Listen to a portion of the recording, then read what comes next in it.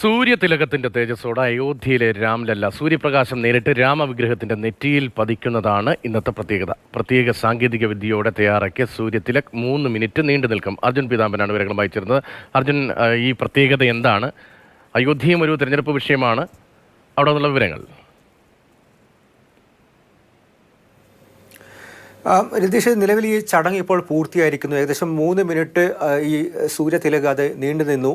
പ്രധാനമായിട്ടും ഈ സൂര്യൻ്റെ രശ്മികൾ അല്ലെങ്കിൽ സൂര്യ വെളിച്ചം നേരിട്ട് കണ്ണാടികളിലൂടെയും അതുപോലെ തന്നെ ലെൻസ് അപ്പാരറ്റസിൻ്റെയും സഹായത്തോടുകൂടി നേരിട്ട് ഗർഭഗൃഹത്തിനകത്തിരിക്കുന്ന രാമവിഗ്രഹത്തിൻ്റെ നെറ്റിയിലേക്ക് എത്തിക്കുന്ന, റിഫ്ലക്റ്റ് ചെയ്യുന്ന ഒരു ചടങ്ങാണ്. പ്രത്യേകിച്ചും പ്രാണപ്രതിഷ്ഠയ്ക്ക് ശേഷം നടക്കുന്ന, അയോധ്യയിൽ നടക്കുന്ന ഏറ്റവും വലിയ ചടങ്ങാണ്. 2.5 ലക്ഷത്തോളം ആളുകളാണ് ഇത് കാണാൻ വേണ്ടിയിട്ട് എത്തിയിരിക്കുന്നത്.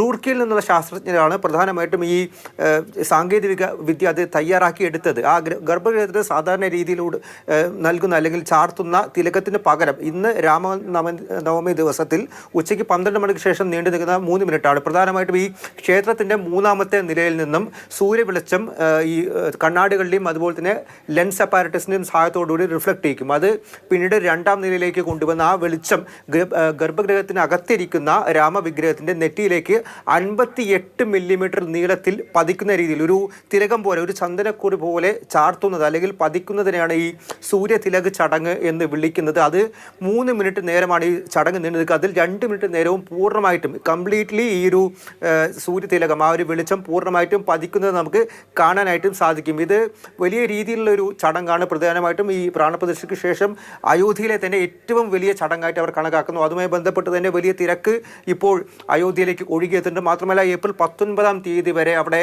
ദർശനത്തിന് വേണ്ടി VIP പാസുകൾ ഒന്നും തന്നെ നൽകുന്നില്ല. ഇന്ന് രാവിലെ 3 മണി മുതൽ അയോധ്യ ക്ഷേത്രത്തിലേക്ക് ദർശനത്തിന് വേണ്ടി ആളുകൾ എത്തിയിരുന്നു. രാത്രി 11 മണി വരെ ദർശനത്തിന് സമയമുണ്ട് എന്നുള്ള കാര്യമാണ് അറിയിച്ചിരിക്കുന്നത്. ഇപ്പോഴും വലിയ രീതിയിൽ തന്നെ ആളുകൾ ഒഴുകിയെത്തുന്നുണ്ട്. എന്തായാലും ഈ 3 മിനിറ്റ് നീണ്ടു നിന്ന സൂര്യതിലക് ചടങ്ങ് ഇപ്പോൾ അവസാനിച്ചിരിക്കുന്നു. ഏകദേശം 3 മിനിറ്റ് ഭാഗമായാണ് അയോധ്യയിൽ പ്രത്യേക ചടങ്ങ്. അതിന്റെ വിശദാംശങ്ങളാണ് അർജുൻ പീതാംബരൻ നൽകിയത്.